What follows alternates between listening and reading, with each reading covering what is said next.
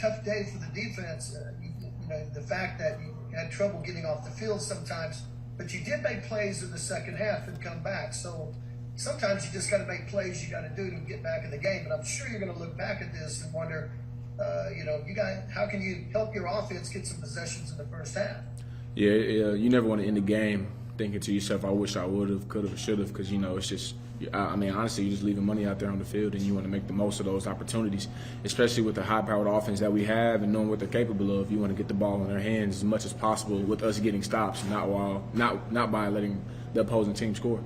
So, it's just something we got to correct and something we got to continue to take pride in. But, the best thing is that we got another chance to do it and prove it next week. Hey, good luck, man. Try. Ryan Amer. Yeah, Isaiah, good talking to you. What was the most disappointing thing about the start of the game, whether it's the inability to stop the run, the penalties, the third downs, and how correctable do you feel like all of those things are for this defense here moving forward? Well, the most frustrating part is that all of that was self-inflicted. Whether guys weren't in the right fits or whether we were jumping off sides. Even me as a leader, jumping off sides, that's inexcusable. And I didn't let it affect me for the rest of the game, more so. But in the moment, I was disappointed in myself and frustrated because I know I got guys that look up to me. And, just as a group, we're shooting ourselves in the foot. But, it's always great to respond. And, finishing strong is what we always preach on. But now we got to harp on starting better than what we have been. Appreciate it. Jason Kersey. Isaiah, just as a team captain, what do you attribute the slow start to today? Man, more so, I feel like at times, guys, one thing that I preached to the team, I talked to the team before the game last night, and one thing that I said is tie your process to your passion, never tie your process to the opponent. And what I mean by that is tie your process to why you play this game and the reason you do it for. Don't tie it to the opponent that you're facing. Don't have your process be better just because you're facing Texas. But if you're facing Kansas, you're going to lax or take it easy that week. And that's just one thing I preached on. And I feel like at times guys thought to themselves like it's not a sold-out arena. It's not the team that we usually face in primetime games. So and that was a disappointing thing to see that guys. I felt like the moment that they thought wasn't going to. It was bigger than what it ended up being. And I feel like guys weren't ready for that. Eric Bailey. Isaiah, thanks for your time. When Alex spoke to us, he said there's a theme forming over the past few weeks. It's an inconsistent unit.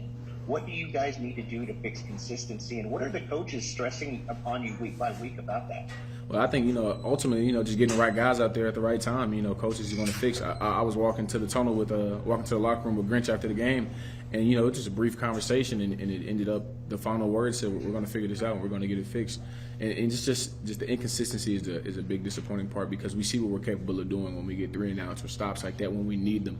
But it feels like when the game starts or if the game is a possession or two, in our favor or something like that, it just seems like that's when the inconsistency started coming in. But it feels like whenever we need to stop or whenever we need a big play, it seems like that's when we get it the most. And then that's just a mindset we cannot have if we want to be that elite team that we have the aspirations of being. Thanks about that, Isaiah. I appreciate it. We got time for one last one. John Hoover. Hey, Isaiah, a lot of times people look for excuses for things, and sometimes you have to look for reasons.